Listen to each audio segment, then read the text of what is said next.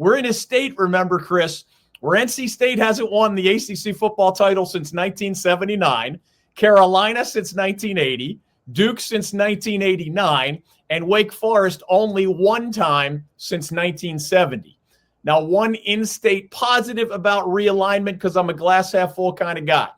I think it opens the door for East Carolina in the American Athletic Conference, because last year's champion in that league, SMU, now in the ACC. 3 other relatively recent American champions, Central Florida, Cincinnati, and Houston. Obviously, they previously relocated to the Big 12.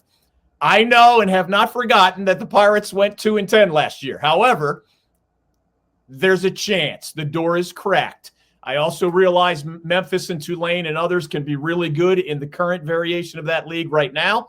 But in the longer run, there is no reason that ECU, with that football fan base and that stadium at Dowdy-Ficklen, no reason they cannot make a run at being one of the best programs in the American Athletic Conference on a pretty consistent basis. All right, we've got a lot of new head coaches around the ACC and around North Carolina this year too.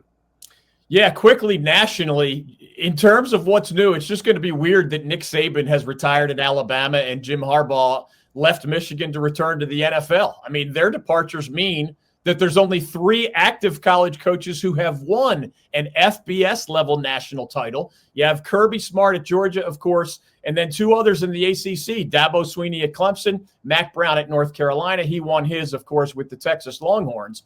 We'll see how Kalen DeBoer, formerly the head coach at Fresno State in Washington, we'll see how he does with the Crimson Tide, who won it all, remember, 6 times in the last 15 years under Nick Saban. And we'll see how the promoted from within offensive coordinator Sherrone Moore will do with the Wolverines, who, of course, won it all last year under Harbaugh.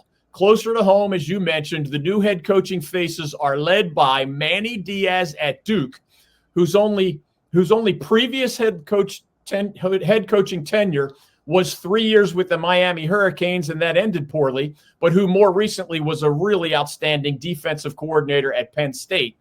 Diaz succeeds Mike Elko, who left Duke for Texas A&M after only 2 seasons in Durham. And also quick shout-outs to 2 brand new FCS head coaches here in North Carolina.